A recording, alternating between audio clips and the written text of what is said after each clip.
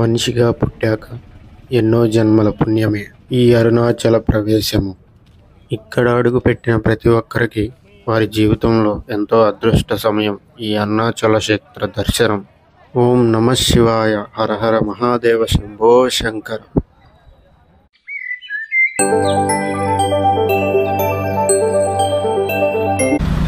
Hi, good morning friends, అందరికీ నమస్తే. నేను మీ అండర్ సాయి, ఆల్ ఇండియన్ ట్రావెలర్.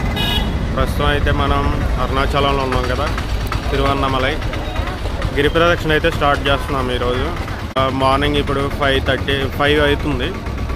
ఇప్పుడు గిరి ప్రదక్షిణలో వచ్చే ప్రతి ఒక్క లింగాన్ని, ప్రతి ఒక్క గుడిని అయితే మనం చూసుకుంటూ గిరి ప్రదక్షిణ అయితే చేసొద్దాం. మీకు మొత్తం డీటెయిల్డ్గా అయితే చెప్తానన్నమాట ఈ వీడియోలో. గిరి ప్రదక్షిణ ఎలా చేయాలి, ఇక్కడ ఏ టెంపుల్స్ని దర్శనం చేసుకోవాలి, ప్రతి ఒక్కటి అయితే విజిట్ చేద్దాము. మమ్మల్ని నేను ఇప్పుడే స్టార్ట్ అయిపోయాను అనమాట.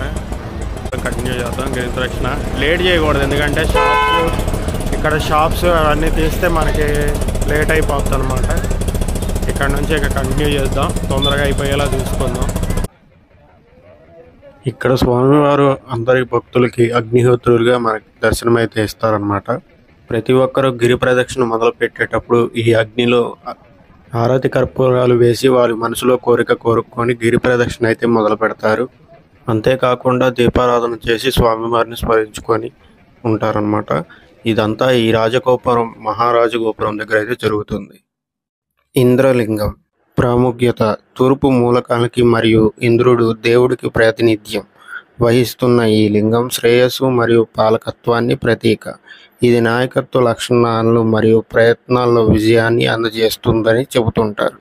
ఈ లింగాన్ని దర్శించుకున్న వారికి, ప్రతి ఒక్క భక్తుడికి వారి పనిలో విజయాన్ని సమకూర్చుతుందని వారి గొప్ప నమ్మకం. గుడి అయితే తీయలేదు, అందుకే చూపించలేకపోతున్నాం. మనకి వెళ్ళే దారిలో కుడి చేతి వైపు విఘ్నేశ్వరుడి ఆలయం ఉంటుందండి. ఇక్కడికైతే తప్పకుండా వచ్చి దర్శనం చేసుకోవాలి. ఇది మధుర మీనాక్షి అమ్మవారి గుడి అండి.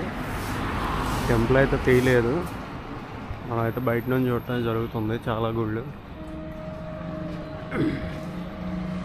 అలా కొంచెం దూరం ముందుకు వెళ్ళాక కుడి చేతి వైపు మనకు అగ్నిలింగం అయితే దర్శనమిస్తుంది. ఈ అగ్నిలింగాన్ని పూజించటం మరియు దర్శించటం వల్ల భక్తులు వ్యాధుల నుండి ఉపశమనం పొందుతారు, మంచి ఆరోగ్యాన్ని కాపాడుకుంటారు మరియు వారి జీవితాల్లో వచ్చే ఎన్నో సమస్యలు, ఇబ్బందులను ఎదుర్కోవటానికి సహాయపడుతుంది. అందుకే గిరి ప్రదక్షిణ సమయంలో ఈ అగ్నిలింగాన్ని దర్శించుకోవాలి.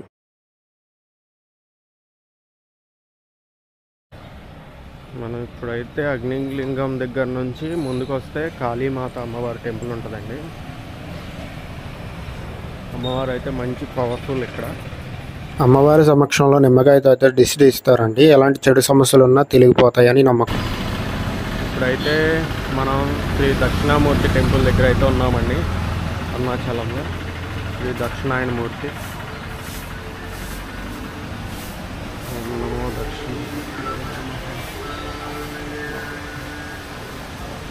అయితే దక్షిణామూర్తి దగ్గర ఉందండి. కెమెరా ఎలా లేదు లోపలికి, ఇక్కడితోనే ఉండండి.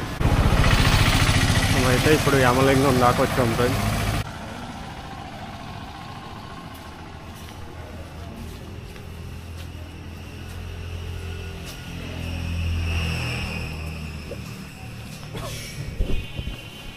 ఇదైతే దుర్వాస మహర్షి దేవాలయం అండి. మన యమలింగం దాటాక అయితే ఉంటుంది.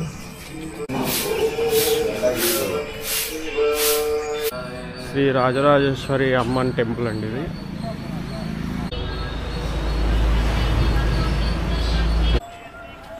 ఇప్పుడైతే మనం సూర్యలింగం వరకు వచ్చామండి. ఈ సూర్యలింగం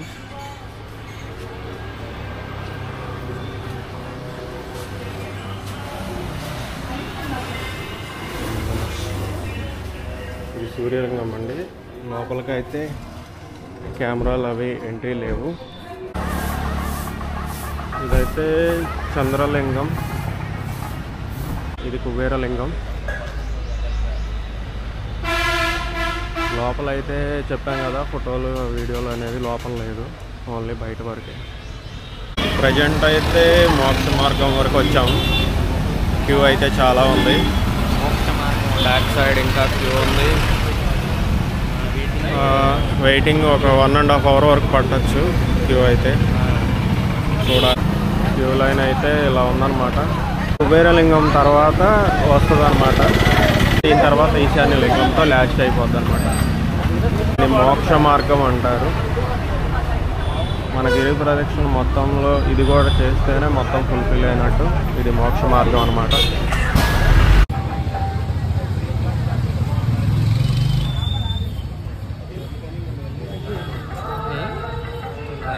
మోక్ష మార్గం అయితే సక్సెస్ అయిపోయింది. మా మురళి ఇరుక్కుపోయాడు మధ్యలో. అలాంటిది ఏం లేదు. అది మోక్ష మార్గం అనేది దాని అర్థం ఏంటంటే మళ్ళీ మరొక జన్మ లాంటిది. అది మీనింగ్ చెప్పాలంటే అది దాంట్లోంచి మీరు ఎప్పుడే బయటకు వచ్చినప్పుడే దాని మీనింగ్ మీకు అర్థం అవుతుంది. తల్లి కడుపులోంచి మళ్ళీ ఇంకో జన్మ ఎత్తినట్టు అనమాట మోక్ష మార్గం ద్వారం అంటే. కానీ చాలామంది భయపడుతున్నారు. భయపడి కొంచెం దూరం వెళ్ళి వెనక్కి కూడా వచ్చేస్తున్నారు. ఇబ్బంది ఏం లేదు. ఎంత లావు ఉన్నా సరే వాళ్ళు కూడా చాలా చక్కగా బయటకు వచ్చేస్తున్నారు. ఇబ్బంది ఏం లేదు. చాలా బాగా జరిగింది. మోక్ష మార్గం అయితే అయిపోయింది. నెక్స్ట్ వచ్చేసి ఇంకో లింగం ఉంది. అది లాస్ట్ అనమాట. ఇదంతా మెయిన్ రోడ్ అండి. నడిచేటప్పుడు చాలా జాగ్రత్తగా అయితే నడవాలి. ఇక్కడ నుంచి చూస్తే అరుణగిరిని మంచు మేఘాలతో చాలా అద్భుతంగా అయితే కనిపిస్తుంది మనకి. ప్రదక్షిణం అయిపోయే ముందు మన మెయిన్ సెంటర్లో నంది స్టాచ్యూ ఉంటుంది. అక్కడైతేనండి ఇది. మనమైతే లాస్ట్ లింగం దగ్గరకు వచ్చేసాం అనమాట. ఈశాన్య లింగం. ఇది లాస్ట్ అనమాట.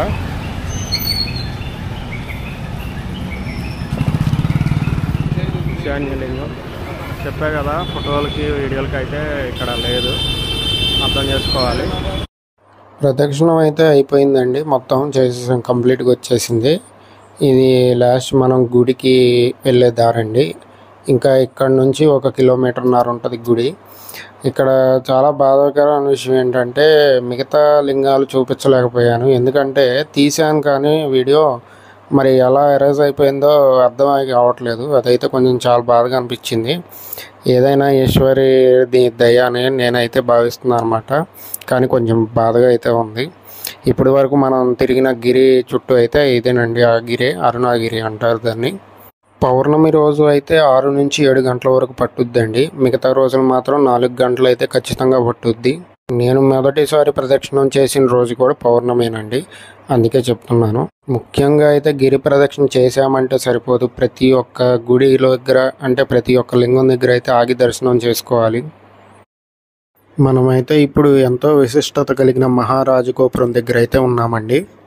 తూర్పున ఆలయ ప్రవేశ ద్వారం దగ్గర 11 అంతస్తులు కలిగి ఉంటుందండి. అందుకే దీన్ని మహారాజగోపురం అని పిలుస్తారు.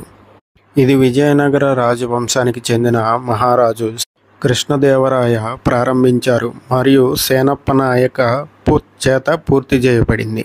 అరుణాచలం గురించి నా ఒక చిన్న మాటలు. ఈ అరుణాచలం పరమేశ్వరి జ్యోతిలింగాల స్వరూపం కావటం వల్ల దీని చుట్టూ ప్రదక్షిణం చేయటం సాక్షాత్తు శివుని ప్రదక్షిణం అని భక్తుల విశ్వాసం. రమణ మహర్షి దీని ప్రాముఖ్యాన్ని పదే పదే ఉద్దేశించి ఉన్నారు. పాదాచార్యులై శివనామస్మరణ స్మరిస్తూ ప్రదక్షిణ చేసేవారికి మహాపుణ్యం సిద్ధిస్తుందని మహాత్ముల వచనం. అందుచేత నిత్యం అన్ని వేళలా ఎంతో మంది భక్తులు గిరి ప్రదక్షిణ చేస్తూ ఉంటారు. గిరిపైన గల మహౌషధ ప్రభావం వల్ల మన శరీరానికి, శివనామస్మరణ వల్ల మన మనసుకి, శివానుగ్రహం వల్ల ఆధ్యాత్మిక జీవనానికి స్వస్థత చేకూరుతుందని భక్తుల నమ్మకం. గిరి ప్రదక్షిణ చాలా వరకు తారు రోడ్డు పైనే జరుగుతుంది. ఈ మధ్య కాలంలో గిరి ప్రదక్షిణం చేయడానికి వీలుగా తారు రోడ్డు పక్కన కాలిబాట కూడా వేశారు. ఎక్కువగా ఎంతో మంది ఉదయం సూర్యతాపానికి తట్టుకోవటం కష్టం కనుక రాత్రి వేళ లేదా తెల్లవారుజామును చేస్తారు. రమణాశ్రమానికి 2 కిలోమీటర్ల దూరం వెళ్ళిన తర్వాత కుడివైపుకు తిరిగి రోడ్డు మధ్యలో వినాయకుడి గుడి వస్తుంది. అక్కడ నుండి కొండను చూస్తే నందిగా కనిపిస్తుంది. గిరి ప్రదక్షిణ మొత్తం 14 కిలోమీటర్లు ఉంటుంది. అందులో దారిలో వచ్చే 8 మొత్తం లింగాలను దర్శించుకుంటూ వెళ్ళాలి. అరుణాచల గిరి ప్రదక్షిణ మహోన్నత ఫలితాలు ఇస్తుంది. అంతేకాకుండా ఇబ్బందులు, శారీరక సమస్యలు ఏమన్నా సరే అట్లే తొలగిపోతాయి. ముఖ్యంగా మనశ్శాంతి కలుగుతుంది. ఓం నమో అరుణాచలేశ్వరాయ నమః. Thanks for watching. Please subscribe and support. జై హింద్.